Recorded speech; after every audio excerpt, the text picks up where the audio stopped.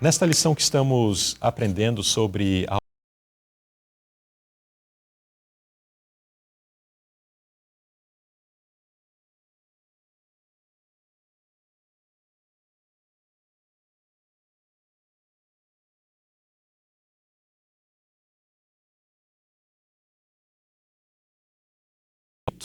no ambiente de perfeição, surgiu uma nota que entrou em discordância de todo o resto. E aí o impacto disso nós vemos, bom, não precisa nem olhar aqui pela lição, né? Basta olhar para a sociedade ao nosso redor. Mas vamos lá. Primeira pergunta do terceiro tópico.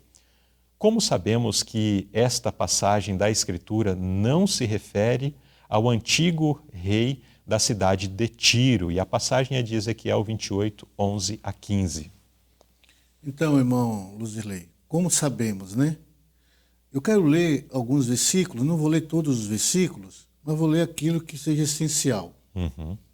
Aqui diz, assim diz o Senhor Jeová, tu és o aferidor da medida, cheio de sabedoria e perfeito em formosura. Estavas no Éden, jardim de Deus. E aí a sequência descreve, fazendo uma comparação a toda pedra preciosa. Né? E na parte final, a partir do versículo 14, diz assim, tu eras querubim ungido para proteger, e te estabeleci no monte santo de Deus. Estavas no meio das pedras afogueadas, andavas, perfeito eras nos teus caminhos, desde o dia em que foste criado, até que se achou iniquidade em ti. Então, aqui nós entendemos que o profeta Ezequiel está falando uma linguagem simbólica, figurada, usando a figura do príncipe de Tiro, florescendo, com toda magnificência e poder, mas como símbolo de Lúcifer, né? Porque o rei de Tiro, vamos ver depois nas perguntas seguintes, que não pode se referir a ele, porque aqui descreve que ele era perfeito, né, em formosura, que estava no Éden, que era querubim protetor. Estava né? no Monte Santo de Deus. Estava no Monte Santo de Deus. Não tem como um não ser tem como humano. se aplicar ao ser humano. Né?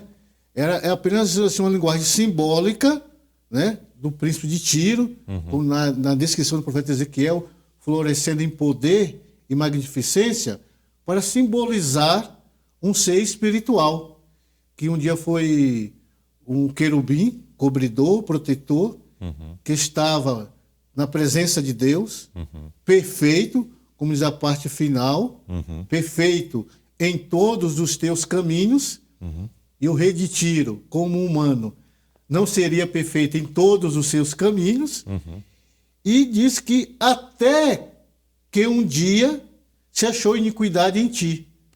Então não pode se aplicar, porque vamos ver na seguinte pergunta, que o rei de Tiro já teria nascido em iniquidade. Então vamos à segunda parte aqui dessa pergunta. Nessa lição nós vamos ver algo diferente na diagramação, onde perguntas compostas, né, elas agora estão separadas. Então temos a pergunta A1. Se o versículo se referisse a um rei humano, real, o rei de Tiro, né, e não estivesse usando o rei de Tiro como um símbolo, mas se referindo a ele diretamente, que tipo de pessoa esse rei seria, já que teria nascido de uma mulher como todos os seres humanos? Então, como nós estávamos falando, o rei de Tiro não seria perfeito, não seria santo. Né? Até porque o processo natural, ou pelo menos do convertido, é um processo, é o inverso, né? Sim. Nasce em pecado, conhece a Cristo e agora entra no processo de santificação. Finaliza perfeito. Né? Agora aqui diz que primeiro era perfeito. E daí aconteceu alguma coisa e se tornou depois se achou iniquidade. Então, o texto que o irmão citou, né, Salmos 51:5, é muito claro. Eis que em iniquidade fui formado, e em pecado me concebeu minha mãe.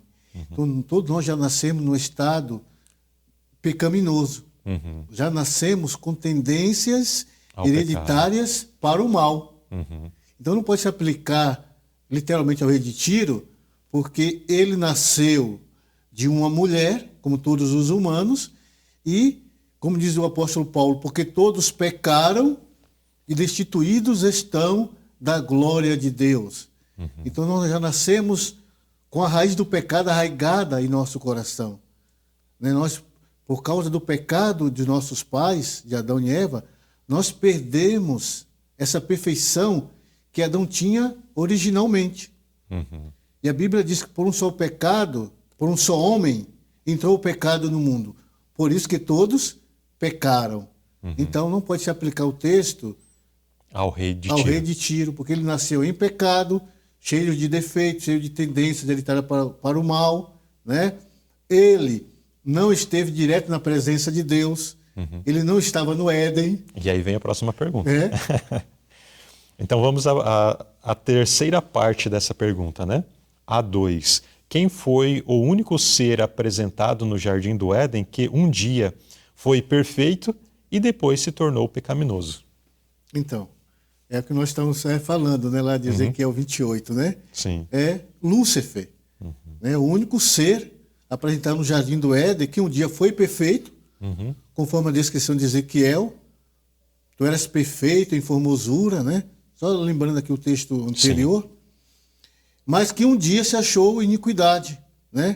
Um dia ele rebelou-se contra Deus, contra o governo de Deus, né? Até o dia que se achou iniquidade em ti. Ele passou a querer ter o lugar de Deus, né? Na verdade, irmão Luzilei, o surgimento do pecado é um mistério, né? Eu estive lendo, é um mistério, nós não sabemos explicar. É algo que a nossa mente humana... Como alguém santo, num ambiente santo, perfeito. Então nós não temos explicação, né? As coisas reveladas são para nós e nossos filhos. E as não reveladas para Deus. Sim. Mas, como diz aqui a inspiração, o primeiro pecador foi alguém a quem Deus havia... O primeiro pecador foi alguém a quem Deus havia grandemente exaltado. A figura do príncipe de Tiro, florescendo em poder e magnificência, é que o simboliza. Pouco a pouco, Satanás passou a condescender com o desejo de exaltação própria. Embora toda a sua glória viesse de Deus, esse poderoso anjo passou a considerá-la como vinda de si mesmo. Então, era o único ser que foi apresentado no Jardim do Éden, perfeito, mas depois se tornou pecaminoso. Ele começou a nascer no seu coração o sentimento de grandeza, de exaltação própria, autossuficiência, começou a ver defeito na lei de Deus, dizendo que a lei de Deus era injusta, que cessava a liberdade dos anjos, né? E aí essa cobiça ela foi se desenvolvendo, foi crescendo, foi tomando lugar daquela perfeição, até que ele se tornou um ser pecaminoso. É interessante porque aqui o texto, especialmente essa frase, pouco a pouco Satanás passou a condescender com o desejo de exaltação própria. Está descrevendo o que aconteceu com Satanás, mas está também nos alertando com o fato de que muitas vezes nós podemos... A queda de um ser humano nunca é repentina. A pessoa está vivendo, buscando a Deus de todo o coração e de repente cai na miséria do pecado, na desgraça do pecado. Em outros momentos, a própria inspiração faz menção, né, de que a pessoa vai condescendendo pouco a pouco com o pecado, de repente começa a contemplar alguma coisa ali, ou começa a ter um contato com determinada coisa, que a princípio para ele aquilo dali é terrível, mas ele se permite uma segunda vez, uma terceira vez. Entrar no terreno encantado do inimigo. E o pecado vai tirando as nossas sensibilidades espirituais. Exatamente. E finalmente vem a derrota. Com Satanás também não foi assim. Ele não era um ser perfeito e no dia seguinte se tornou o grande rebelde declarado contra Deus.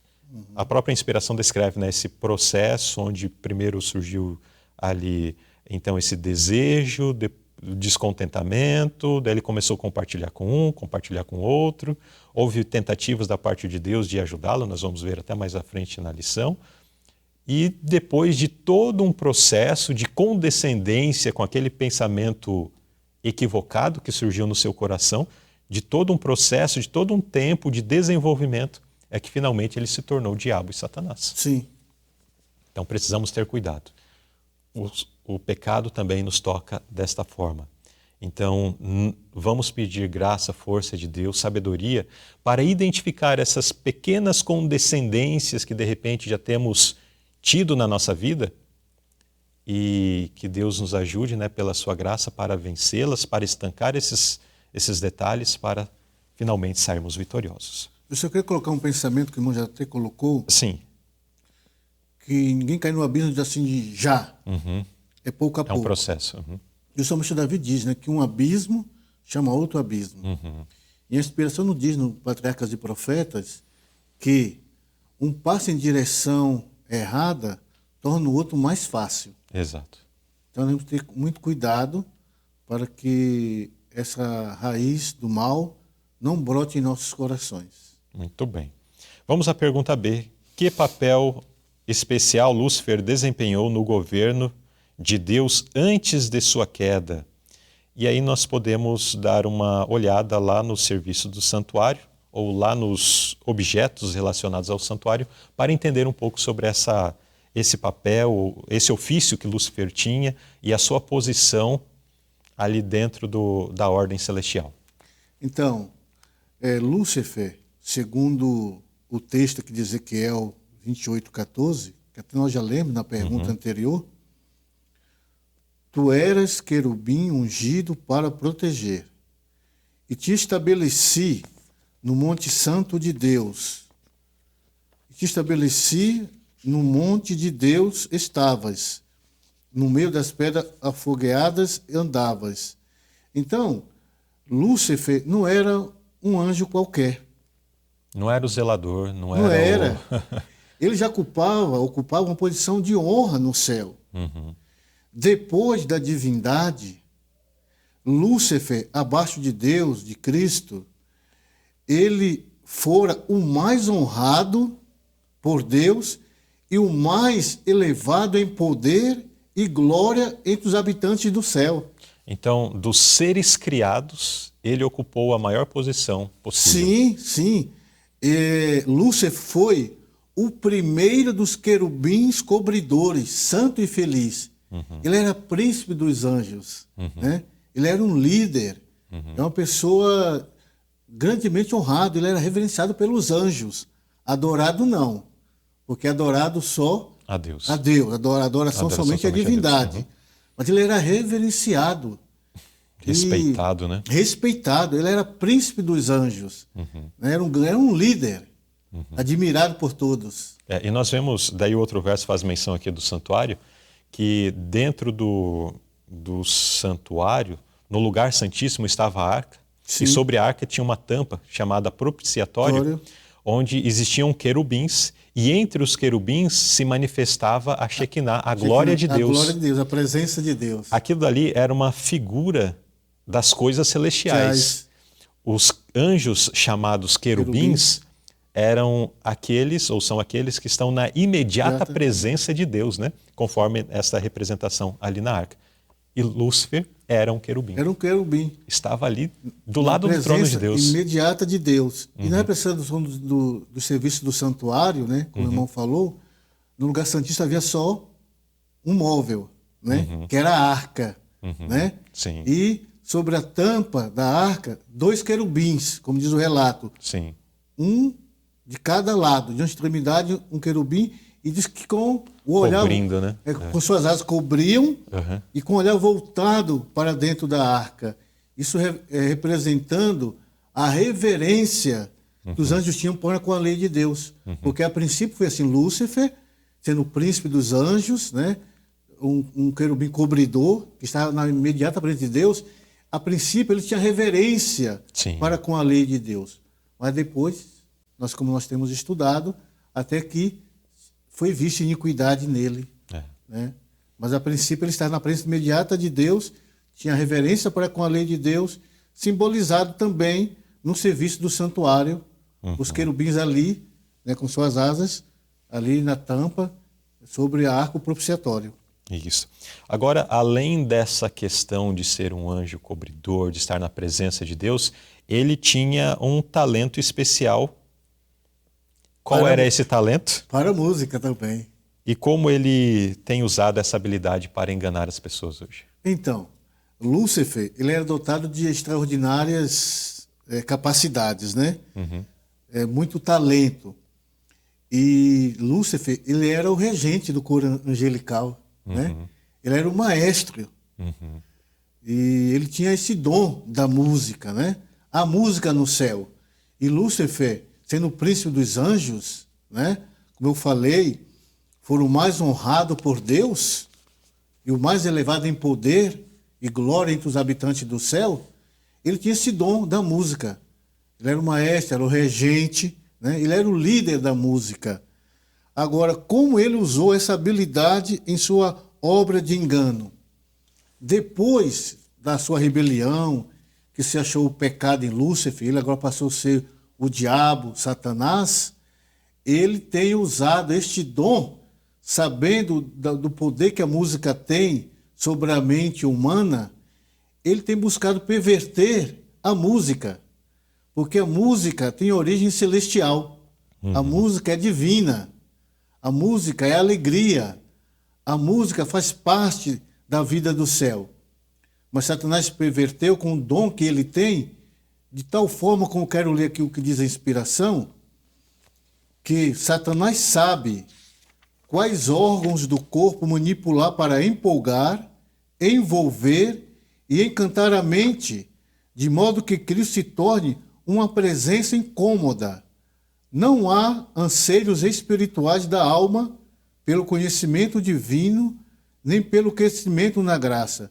Então ele tem usado o conhecimento que ele tem sobre música, que ele possuía no céu. Ele é um maestro, é um regente. Ele perverteu a música, né? Hoje nós vivemos tantos tipos de músicas que não levam as pessoas a Deus. Pelo contrário, cria no coração das pessoas espírito de rebeldia, rebelião. Não é isso que nós temos visto?